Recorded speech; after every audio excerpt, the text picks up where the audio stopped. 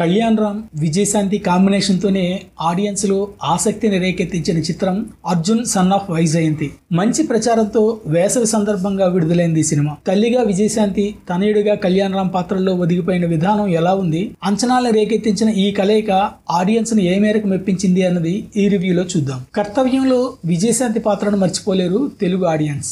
ఆమెకే ఓ కొడుకు ఉంటే అతను ఒక క్రిమినల్ అయితే చట్టం పరిధిలో పనిచేసిన తల్లికి చట్టాన్ని శాసించే శక్తిగా ఎదిగిన తన కొడుకుకి మధ్య సంఘర్షణే ప్రధానంగా అల్లిన కథ ఇది. ట్రైలర్ ను చూస్తేనే ఈ సినిమా కథ ఏమిటో ఓ అంచనాకు వచ్చేస్తాం. తల్లి తనయుల మధ్య భావోద్వేగాలే ప్రధానమైన ఈ కథని ఎక్కడా పక్కదారి పట్టనీయలేదు.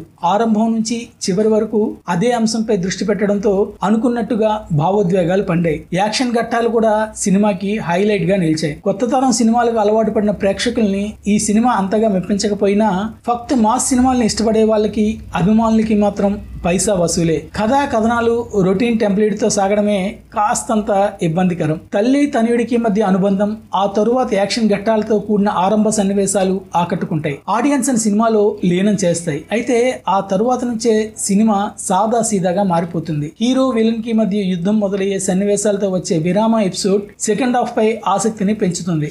ఆ ఆసక్తికి తగ్గట్టుగానే ఫ్లాష్ బ్యాక్ గా వచ్చే విరామానంతర సన్నివేశాలు సినిమాకి ప్రధాన ఆకర్షణగా నిలిచాయి. మహంకాళి గ్యాంగ్ దురాగతాలు, పైడి తల్లిని అంతం చేసే ఎపిసోడ్, ఆ తరువాత కాలనీకి హీరో అండగా నిలిచి గ్యాంగ్స్టర్ గా మారే వైనం సెకండ్ హాఫ్ లో కీలకం. కథలో మలుపులు కూడా ఆకట్టుకుంటాయి. ఇవన్నీ ఒక ఎత్తు అయితే పతాక సన్నివేశాలు మరో ఎత్తు. ఆడియన్స్ ని షాక్ కి గురి చేస్తాయి. ఈ సినిమాలో కొత్తదనం ఏదైనా ఉందంటే అది క్లైమాక్స్ మాత్రమే. ఈ తరహా సన్నివేశాలు చేయడానికి హీరో కళ్యాణ్ రామ్ ముందుకు రావడం మెచ్చుకోదగ్గ విషయం. తీవ్ర స్థాయిలో భావోద్వేగాలు పండడానికి ఆ ఎపిసోడ్ ప్రధాన కారణం. అయితే కథా కథనాల్ని నడిపించడంలోనూ అలాంటి కొత్త తరం ఆలోచనలను ఉపయోగించి ఉంటే ఈ సినిమా మరో స్థాయికి వెళ్లేదే. విజయశాంతి, కళ్యాణ్ రామ్ మధ్య భావోద్వేగాలే ఈ సినిమాకి ప్రధాన బలం. తల్లి కొడుకులుగా ఆ ఇద్దరు తెరపై కనిపించిన విధానంలో సహజత్వం ఉంది. వైజయంతి పాత్రలో విజయశాంతి చేసిన పోరాట ఘట్టాలు ఒకప్పటి ఆమె సినిమాల్ని గుర్తు చేశాయి. అర్జున్ పాత్రలో కళ్యాణ్ రామ్ ఒదిగిపోయారు. ఆయన చేసిన పోరాట ఘట్టాలు సినిమాకి హైలైట్.